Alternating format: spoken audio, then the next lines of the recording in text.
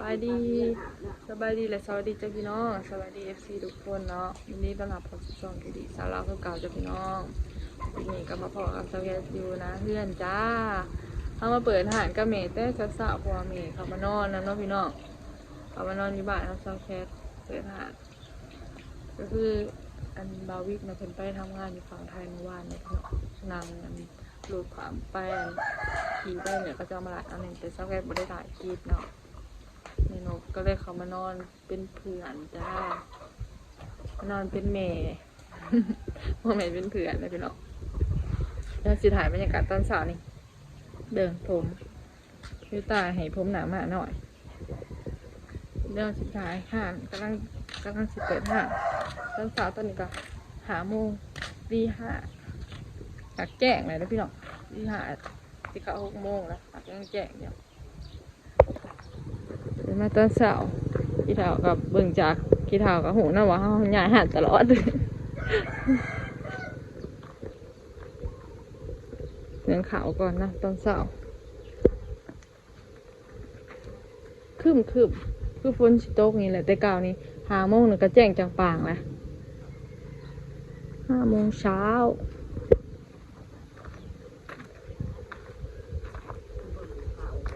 ยูตาก็ยังนอนอยู่นะพี่น้อง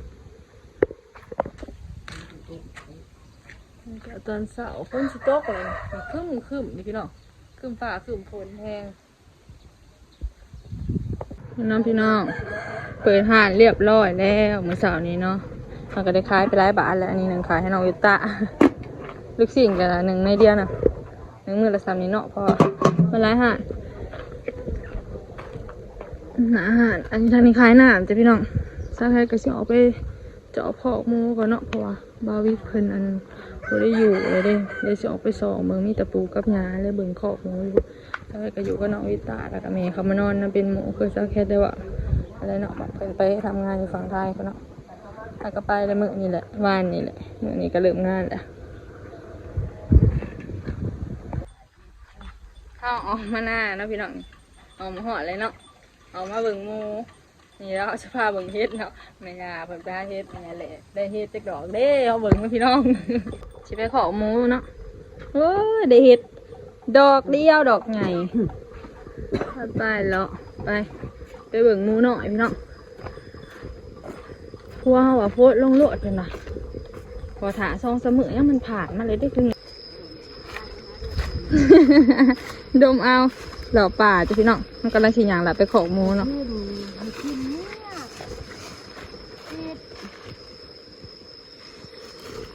ไปไปไหมเป็นอะไรเป็นกินของดีแต่ว่านั่นแหละแม่อันขนูนนะพี่น้องพุดเอามันกินนูนแมงกีนูนฝั่งไทยหอมแมงกีนูนบอกเมืองเราคนเราหอมแมงขนูนตายรายเดือนแหละได้เป็นปีเลยแหละบ่ได้มาหลอกแบบนี้เนาะถ้าน้องวิตาเมื่อนี้มีใหญ่เพิ่งเขามาได้โอกาสเป็นว่าอีกวันป้าลูกสาวหลานสาวคนนอนคนเดียวเพิ่นว่าเอาสิไปปะเพิ่นว่าเอามือวันคาดกับวันพุธนั่นข่อยสิออกไปนอนบอกหยาเจ้ามาโลดเพิ่นเปลี่ยนกันบะมือกันมาโลดบ่ห่วงบ่ลานเพิ่นว่ากับลูกไผ่เพิ่นหาสิถามลาวเพิ่นเมื่อคืนนี่แม่สุรถไปอยู่หากว่าพี่สุนอนน้ำแบบก็ยาเมื่อคืนนี่เพิ่นว่าได้แหละคือบ่เห็นโทรมาเลยเนาะหาเจ้านี่คิดหาแล้วเนาะคนบ่นะเองจะได้เพื่อนว่าจ้าเลาะมาทางนี้เนาะพี่น้องส่วนมันกำลังขึ้นเนาะกำลังขึ้นงามบอกลายแล้วของมึงเถื่อห้าพันนะมึงเถื่อมันมีแมงได้ทางในค่ะเรามันบ่งามเห็นบ่นี่คือเท่านี่บอกออกเลย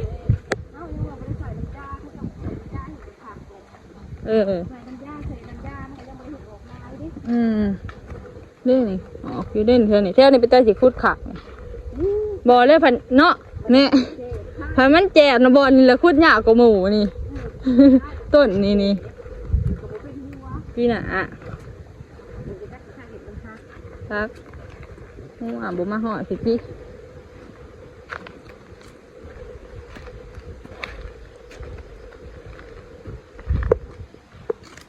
ยังไงนกเพิ่นก็ทางค่ะว่าแม่มานอนนะคะเพิ่นโอ้ยบ่ได้เฮ็ดเป็นเด้อเฮ้ยหันหักก็ขึ้นทาวิกขอยบ่ได้เห็นหักก็มาเห็นนี่ได้อเฮ้ยเพิ่นว่าเอาบ่มันเห็นแต่โดนแล้วบ่จักจังเฮาบ่ได้เบิ่งบ่จักเฮาคือบาดแม่ต้องมาถือยังไงน่ะใช้ครบกันบ่อัน หรือเบิ่งดูแถวนี้อยู่เจ้าว่ามีเล็กดีออกมาขูดบ่จะไว้ห้าอย่างในห้างนี่มันถูไปมันคันครบกันคือสิปานนี่กินน้ำด้วยดูน้ำคือเดี๋ยวกินได้หน่อยหนึ่งใส่สักหน่อยใส่น้ำง่ายกว่าเฮ้ยตื่มอีกไหมให้มันเต็ม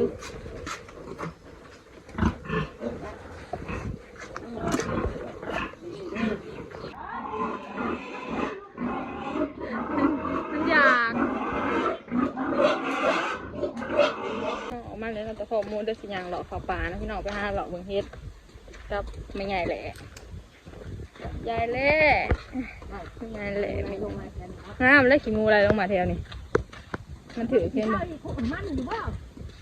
จะไล่เขาหามันอยู่บ่เขาอยู่ดอกมันซึมไล่ตามหัวลงหัวเด้นะพี่เอ้ยจะยังบ่บ่เฮ็ดเจ้าบ่หยาเขามาบ่จักตัวน้อยกับบ่เรือเนาะนี่ตัวเฒ่าเนาะจะเอาไปได้นมแห้งนมเลยเด้มองก็อยากนี่ยิ้มว่านี่มันได้ใช่ขนาดบ่เฮ็ดถึงเนาะหาสักนะโอ้เฒ่าแล้วเบิ่งดูเถอะค่ะ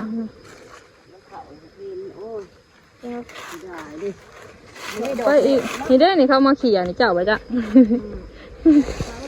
ดอกน้อยแซมก็มีเนาะมันเผาไปแล้วพี่น้องเฮ็ดถึงมาสะเนาะ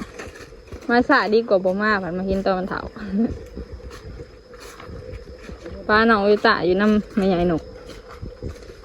น้ำพะเรา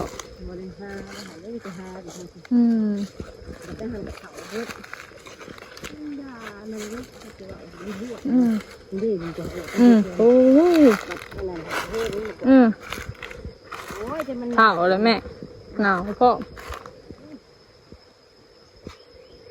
เสียได้ให้มันก็ได้ไล่ดอกเลยดิ4-5-6 ดอกเลยเดี๋ยวเพชรไข่พี่น้องไม่ใช่มาให้เบิ่งดูแม่งามอันนี้หอมดินี่เพชรไข่เลยดอกหนึ่งจะมานี่หักเก็บบ่เบิดเอาเลยชามดอกเบิ่งลูกเจ้ามีหน่อมีแนงมาเบิ่งเพิ่งมันโปกเนาะใบไม้โปกบ่เห็นได้พี่น้อง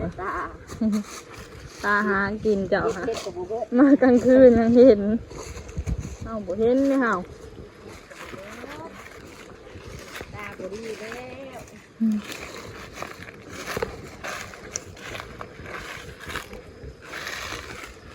นี่ใช่เอ็ดอันเพาะนะพี่น้องมือจะเอาในอันมันน่ะคือว่างามนี่ดีนี่แล้วมันหักออกนี่ดีนี่แม่มือจะเอามีดมาเกี่ยวแล้วมันหักออกเลยนะงามข้าวจุ่มโผล่อยู่เห็ดดีจ้าหน่อป้าเด็ดเพาะหน่อบ้าใหญ่ๆนะหล่อแป๊บเดียวหนูจะได้เต็มกระตาเลยได้นี่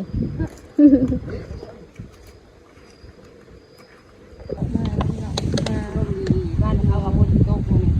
ผมขอต้มแห้งน้ำก็จะเย็นมีแห้งเก่าดีสาวเรามานำเดือนที่ถ่ายเป็นกากระเงาเลยพี่น้องบรรยากาศอยู่ไหนหน้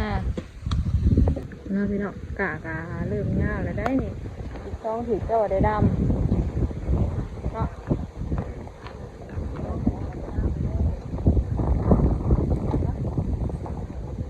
มันก็ใกล้อย่างนี้ทีจะดูมันตื่นแต่บนเป็นที่ป้ายเลยนะติดป้าย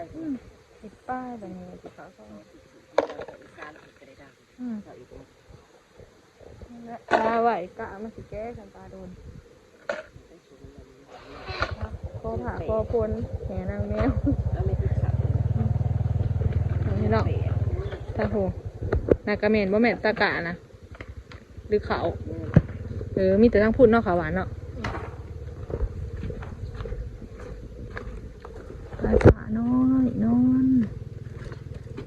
เขาสิไปขอกหมูต่อนะพี่น้องนะพี่น้องเอามาขอกหมูเลยเนาะงานมันติดกัน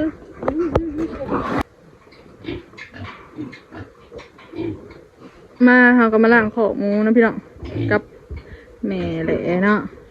หมูตัวน้อยตัวน่ะก็เริ่มใหญ่เลยได้อค่ะแป๊บเดียวทั้งผูน่ะก็ได้ฮอดแล้วบ่แม่ได้ไหน